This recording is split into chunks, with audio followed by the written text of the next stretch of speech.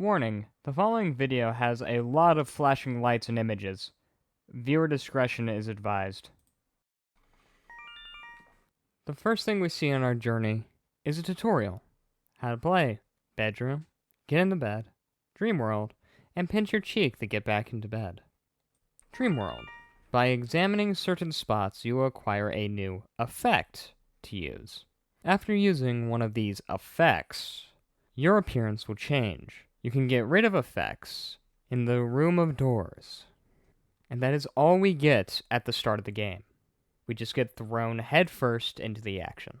But before we go any further, let me explain a bit of background. I have played almost every RPG Maker horror game under the sun, yet somehow I have never played Yume Nikki. Now, obviously, this game has a huge following. So I wanted to see for myself, is it actually as good as what people say it is? And so, we start our journey into the magical world of Yume Nikki, I guess, if you can call it magical. But actually, first, there's something very important I need to do. Ow. That one was ear splitting. Oh.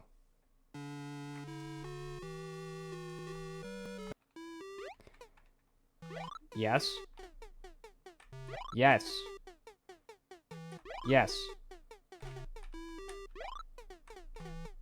No. I needed to suck at the game inside of a game for a second. So we get into the dreams by obviously going to sleep and waiting for a little bit of time. We get put into a basically identical room from where we started, just missing a few things.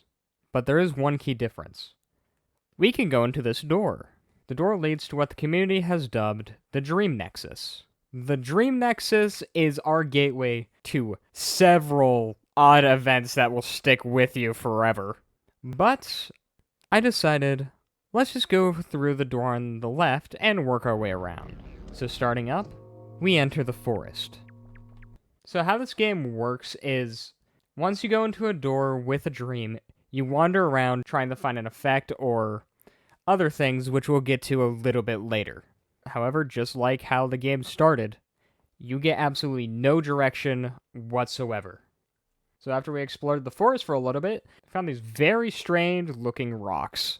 Whoa. What are you? Oh. What? Is this all it is?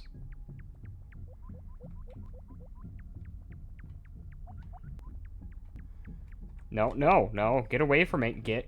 Leave. Oh. Oh. Well. As you can see, it didn't go very well, because we got captured by the Thing. Yes, it has a name, and no, I'm not gonna use it. So, every now and then in a dream, you will find the Thing, and it will just kind of chase you around, and if it catches you, it puts you in an area that you cannot actually escape from. Your only option is to wake up from the dream. But waking up from the dream has led to one of the best things I have found from this game. Ooh, well seated. Oh!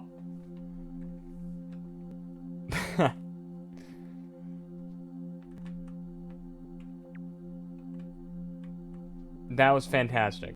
After going back into the forest and spending a good bit of time, we found our first effect. Frog? I got a frog. Oh.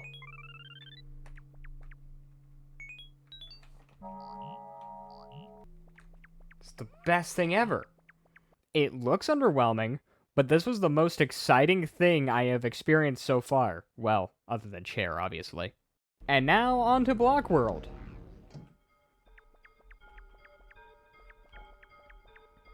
Alright. This already hurts my head. I mean, what'd you expect from a place that the fans have dubbed Block World? I wrote these notes, and even I don't know what friend 1 means. Is it, The floating scarf and hat? Sure, why not? We'll just go with that.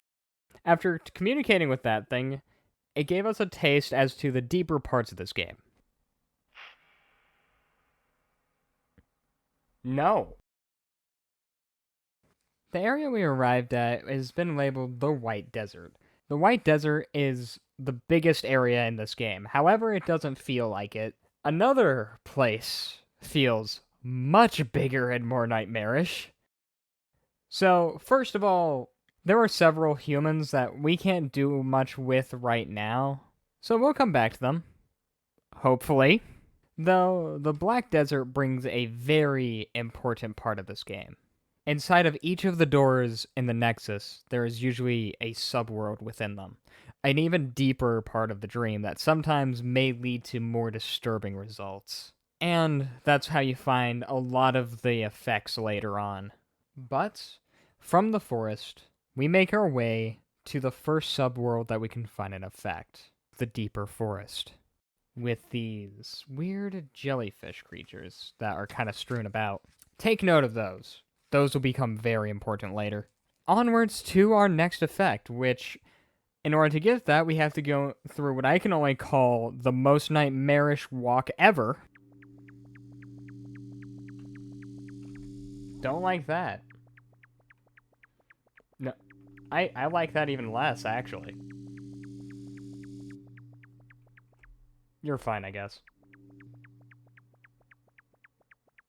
Oh. Oh, no.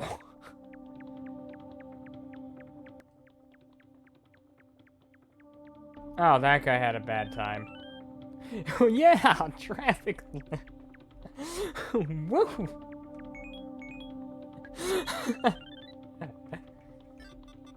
Yeah. Though granted, the scene isn't funny at all in hindsight, but it was like 1 in the morning, so that's the excuse I'm going with here. But this really had no reason to make me laugh this hard. Alright, let's pause for a second. What you are about to witness is an incredibly out of context story that I was unable to realistically fit anywhere in this video. But that won't stop me from doing it, because, let's be honest, this video is already kind of a mess. So I just kind of got interrupted by a Discord call where I was, where I was just shown a certain glow-in-the-dark product from a company with a black and red dragon. If you know, you know. If you don't, please don't find out. I don't know why I mentioned this. I just thought it was funny, so let's just move on. By the way, if you're watching, I'm sorry I mentioned that part. That it was just too funny. Another important part of Yume Nikki is the events. So a lot of this game is built around random chance. So for the first one, I tried to force it a little bit by interacting with the TV 50,000 times because I heard something would happen. Ah, there we go.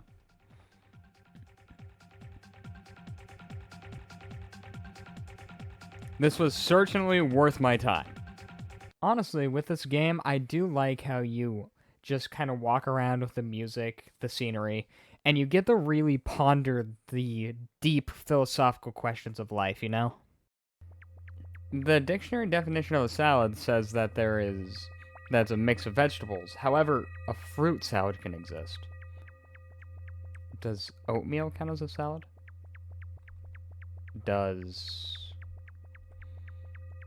What constitutes as a salad? Like, if you put milk over cereal, what is the milk considered? Is it considered a sauce? A broth? Alright, from here on out, I'm going to be moving through this a little bit faster because I cannot go over every single dream world in this game because there's just way too much and this video would be like 5 hours long. Next effect was in this area where we find a sleeping girl in an igloo and talk to this mythological creature to get the Snow Woman. Through one of these side igloos, we find an entrance to the Pink Lake. A very, very big world. Now, there's no effect here, but there is something else. What? Oh my gosh.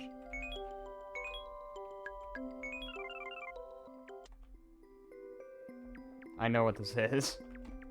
Now, this household has the most infamous event that can happen in this game. And it all happens with this human, who may not even be a human. This event is triggered from going in, turning the light off, on, leave, and repeating until something new happens. At least you hope something new happens. I spent a solid 20 minutes trying to get this event, but here it is. Why is this my life? Why am I trying so hard? Oh, there we go. Oh, wow, even everything looks like it's... Hello there.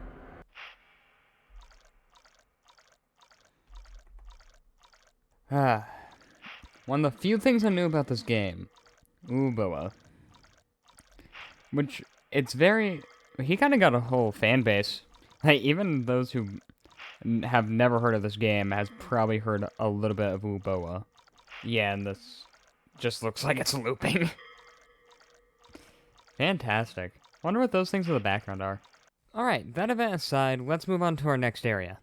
We got 2 effects here, which is pretty nice. The effects are one of the most boring in this game, but still, they are welcomed. And they're next to these bloodstains, which is never a good sign. Certainly love those implications. The subworld of this place is the sewers, which is the first time I got teleported somewhere I did not want to go. Are you the effect that I'm trying to look for? Oh.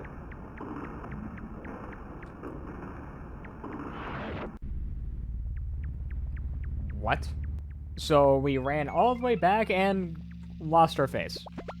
Oh. This is my favorite so far. I like this one. I'm going to slow down a little bit here to explain the graffiti world, because this is genuinely one of the coolest worlds here. If you look at the full map, it has people in it. It has figures. All of the tiles and such you see create these kind of animal-like figures, and I don't know why, I just thought it was really cool, and they kind of act as a path to help you find your way. Because when you're exploring these worlds, you really need to start mapping them out and finding landmarks. And for me personally, this world was one of the easiest to navigate just because of the basically tile paths that they had. And plus, I found something very strange here. Oh hey, what does this do?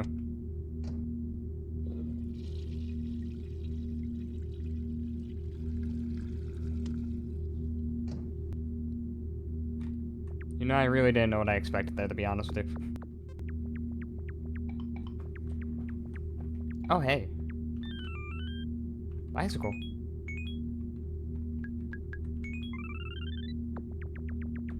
Oh, that makes life so much better. Why didn't I get this before? Why did it take this long?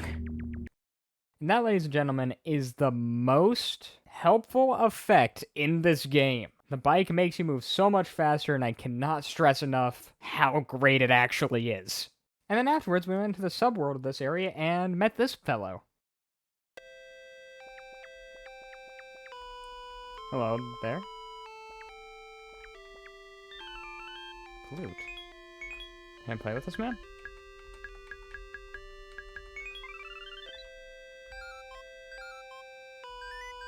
It's an entirely different experience with every subworld you go into to find an effect, to find everything. I really can't stress enough how cool some of these things are. Now, that being said, after playing this game, there was one area that really messed with me, and that was literally hell. This was my least favorite part of this entire game. It was cool at first, but after a while, it just makes your eyes hurt, and it just keeps going. You have to go through this place for several different effects later. I hated how much time I had to spend in this place. I would honestly rather go back to last Thursday with my peen stuck in a Coke can than stay in this place. But it led to a lot of good effects, like getting fat and going here. But before we go to those places, let's switch gears a little bit. The music of Yume Nikki is a trip all on its own, because it goes from this beautiful ambiance to Candle World. Yeah, please stop that. Yikes. Just perfectly ear-splitting, isn't it? But yeah, it fit way too perfectly with every world you went to. There was not a song that felt super out of place. Anyways, on to the next few effects. Let's just get these out of the way pretty fast. Alright, next up, you.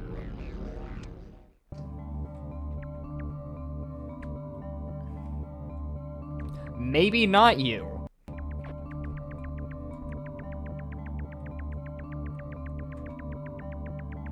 Hey, you, get over here. Get over, get, cat.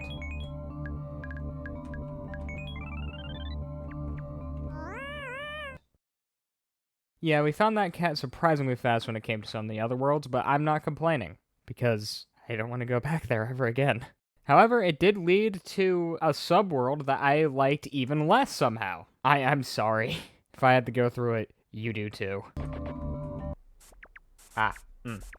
Oosh, Can we get closer, please? Please? Yeah, yes, no, maybe. I really don't think this is a good area. Yes, yes, yes. Okay.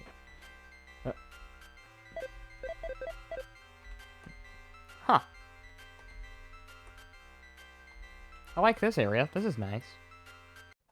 After we went through this pixelated world and found some weird demon thing, I found my way to the most pristine eye strain I have ever experienced in my life.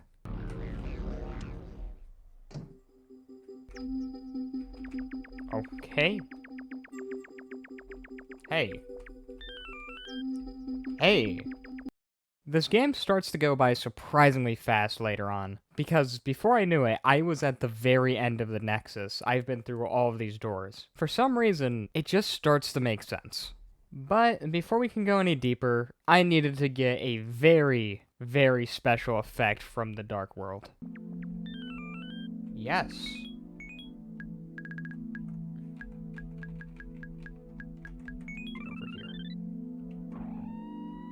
Oh, wow, you can... I didn't expect that to actually... Alright, I guess let's just bail.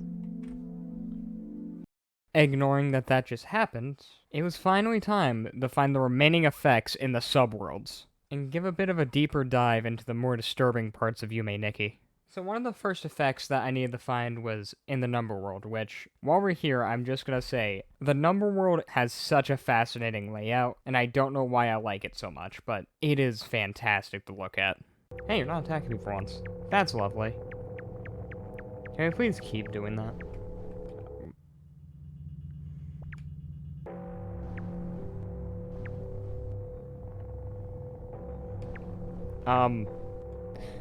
Am I able to get that again, or did I just, kind of ruin that?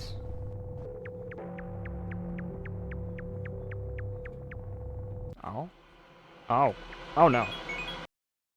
So we explore this area a bit further, and our reward is getting our head cut off. Ordinarily, it looks like we're done with Number World, because we got an effect in a subworld. But no, there's something a bit more. Oh. I was able to stab that one. Oh, hello there.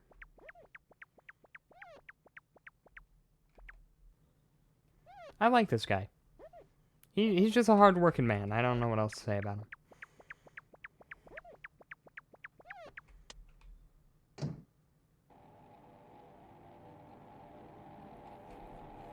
him. No. I retract my previous statement. I no longer like this man. Please get away from me. I don't know what else to do after that scarring experience. On to finding more effects and events, I guess. Yeah. Next up was finding more within the wilderness. Remember when I said previously that the Neon World was the most pristine eye strain that I have ever experienced? I take that back. Aztec Rave Monkey is where it's at. You know, you would think this late into the game, things wouldn't catch me off guard anymore. But then this happens.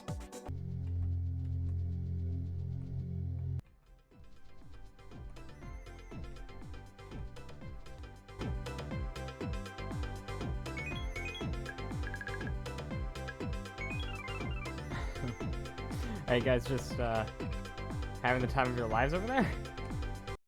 I don't know why, but this place just has the best events, and no one will change my mind on that. It also had another kind of stop in my journey.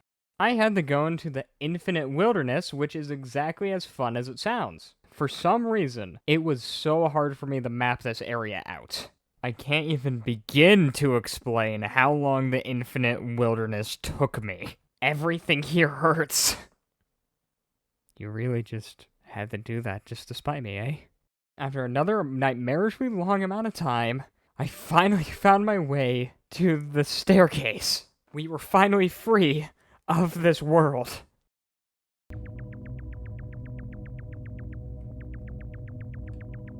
Hi. Goodbye. So remember earlier when I brought up the White Desert and the various events there? Well, I did all of those. There was only one issue. I lost the recording of it. 'Cause sure, why not? As you can see, I was really happy about this. All you missed was me having a mental breakdown over literal hell.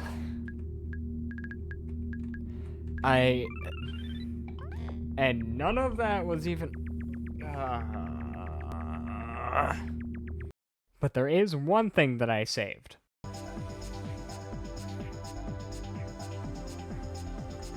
Which actually makes me wonder, can I, Oh.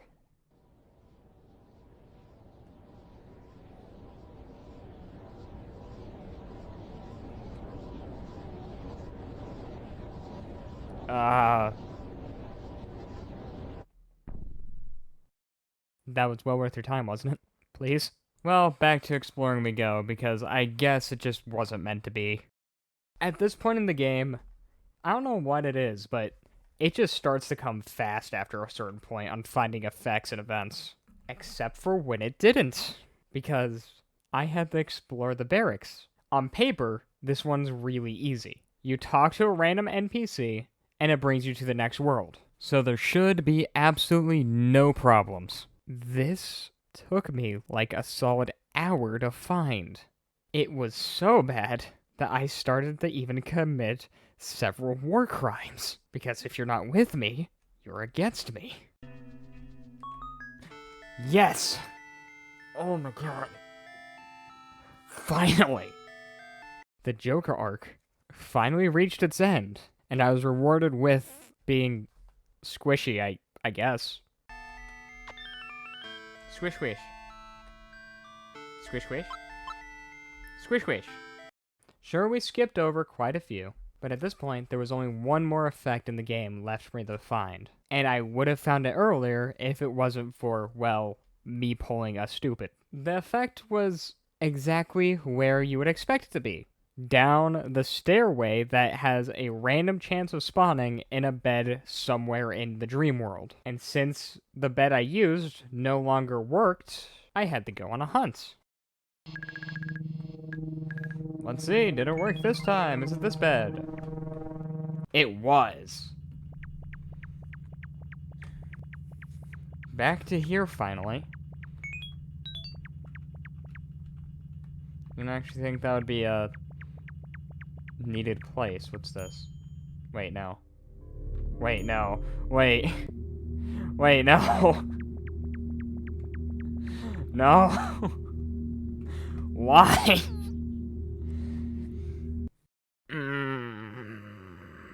I have no one else to blame but myself for that one. Whatever, you know the song and dance already. We go around the world, find a bed, whatever, we're back here. First try. Alright, we shall, let's not do that again.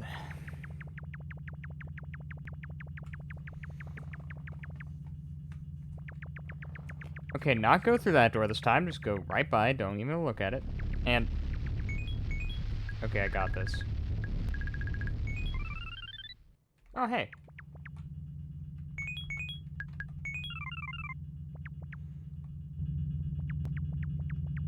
And for our troubles, this kind man pooped in our hair. Strangely enough, though, there was another subworld within the subworld. deeper than almost anything else in the game. And it was a spaceship, oddly enough, with this cool fellow controlling it. Piano.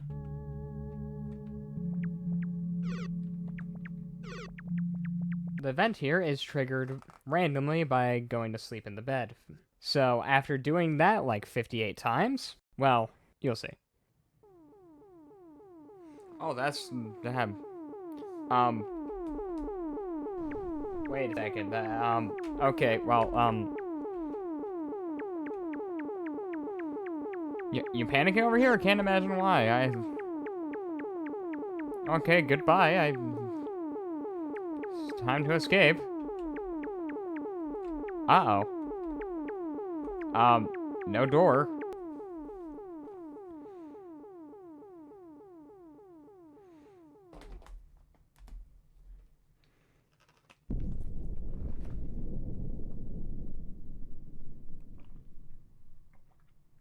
And that, ladies and gents, is Mars. I don't know why Mars is here, but I don't see why Mars couldn't be here.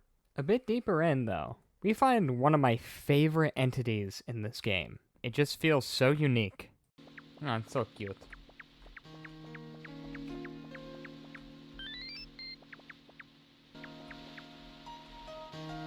Make the lights flicker a little bit.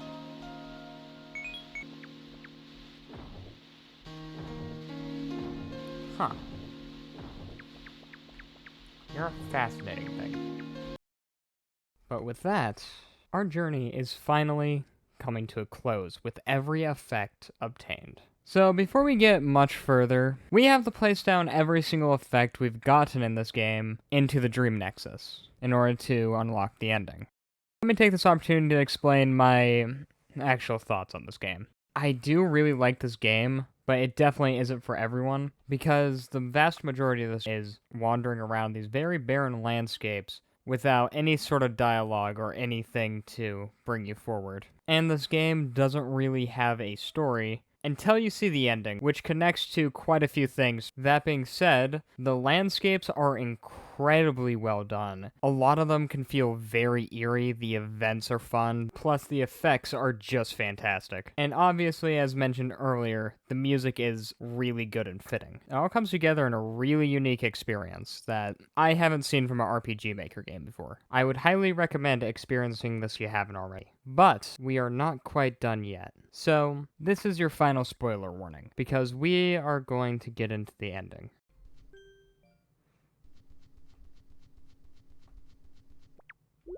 Still can't go into that room? Alright.